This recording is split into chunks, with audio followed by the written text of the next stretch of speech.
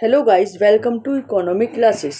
Micro economics इस paper के very short questions आपको समझाने जा रहे हैं। स्टार्ट करते हैं। अर्थशास्त्र विषय के पिता कौन हैं? प्रोफेसर एडम स्मिथ को अर्थशास्त्र का फादर कहा जाता है। स्मिथ ने अपनी बुक वेल्थ ऑफ नेशंस में अर्थशास्त्र की धन संबंधी परिभाषाओं पर जोर देते हुए कहा है कि अर्थशास्त्र केवल धन का विज्ञान है। नेक्स्ट क्वेश्चन है, आर्थिक समस्या किसे कहते हैं? इकोनॉमिक प्रॉब्लम क्या है? मनुष्य की जो आवश्यकता है, जो जरूरतें हैं, जो इच्छाएं हैं, बहुत ज्यादा होती हैं। इन्हीं इच्छाओं की तुलना में, इन्हीं जरूरतों की तुलना में जो साधन है वो बहुत सीमित होते हैं। इसी के कारण यह एक इकोनॉमिक प्रॉब्लम, जो आर्थिक समस्या हमारे सामने आती है कि हम किन किन आवश्यकताओं की कंप्लीट करें और किस किन साधनों का इन कितनी कितनी मात्रा में हमें प्रयोग करना होगा। नेक्स्ट है, श्रम गहन और पूंजी गहन तकनीकी से क्या आशय है? जिस टेक्नोलॉजी में कैपिटल के अपेक्षा लेबर का ज्यादा यूज किया जाता है उसे श्रम गहन तकनीक कहते हैं, और इसकी अपोजिट में जिस टेक्नोलॉजी में श्रम की अपेक्षा, लेबर की अपेक्षा कैपिटल का अधिक प्रयोग किया जाता है उसको पूंजी गहन तकनीक कहा जाता है। नेक्स्ट क्वेश्चन, मांग का क्या अर्थ है? डिमांड किसे कहते हैं? किसी भी दी हुई प्राइसेस पर जब किसी भी वस्तु की जो डिमांड है वह उस वस्तु की वह क्वांटिटी होती है जो उस प्राइस पर एक निश्चित समय पर, निश्चित टाइम पीरियड पर खरीदी जाएगी। साधारण शब्दों में जो मांग का अर्थ है वो किसी भी वस्तु की इच्छा और उसकी आवश्यकता से लगाया जाता है। नेक्स्ट, संयुक्त मांग किसे कहते हैं? जॉइंट डिमांड से मतलब है यहाँ जब दो वस्तुएं किसी भी एक संयुक्त उद्देश्य से मांगी जाती हैं तो उसकी मांग जॉइंट डिमांड यानी संयुक्त मांग कहलाती है।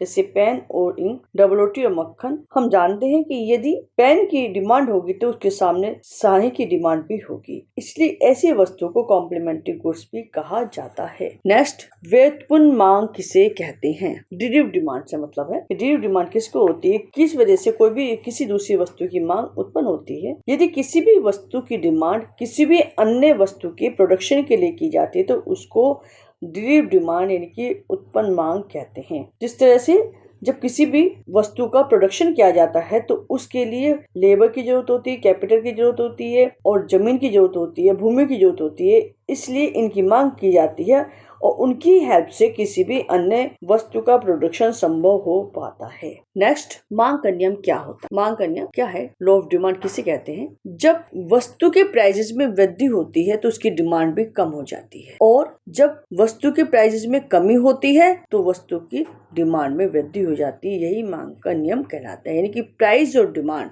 प्राइस ज्यादा तो डिमांड कम और प्राइस कम तो डिमांड ज्यादा, इसी को लॉ ऑफ डिमांड कहा जाता है। नेक्स्ट क्वेश्चन है, मांग रेखा का ढाल कैसा होता है? मांग रेखा का ढाल नेगेटिव होता है क्योंकि लॉ ऑफ डिमांड मांग में चेंजेस की दिशा को बताता है कि किस हिसाब से चेंज हो रहा है, क्योंकि जैसे जैसे प्राइस बढ़ते हैं वैसे वैसे डिमांड कम होती है, इसी वजह से डिमांड कर्व नीचे की ओर गिरता हुआ जाता है। नेक्स्ट क्वेश्चन है, स्थानापन्न वस्तुएं यानी कि सब्स्टिट्यूट गुड्स किसको कहते हैं? क्या मतलब है इससे?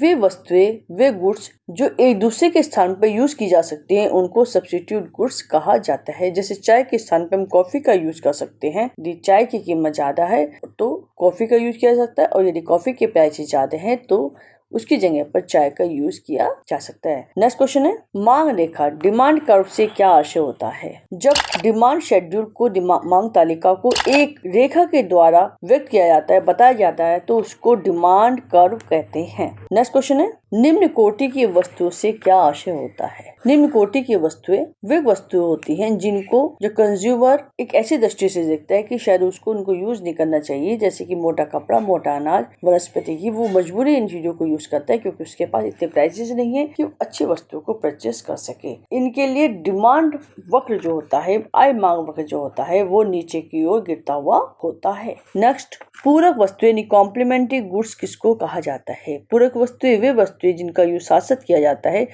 अर्थात एक के बिना दूसरे का प्रयोग नहीं हो सकता, जैसे कि अभी हमने बताया था आपको पेन और स्याही। नेक्स्ट, उपयोगिता यानी कि यूटिलिटी किसको कहा जाता है? उपयोगिता किसी भी वस्तु की वह पावर होती है जो मनुष्य की वांट्स को यानी कि इच्छा को संतुष्ट करने के लिए वस्तु में ही इंक्लूड होती है। किसी भी वस्तु को यूज हम जब भी करते हैं जब उस वस्तु में हमारी किसी भी इच्छा को पूरी करने की शक्ति यानी कि पावर निहित होती है। नेक्स्ट, सीमांत उपयोगिता किसको कहा जाता है? मार्जिनल यूटिलिटी किसको कहा जाता है?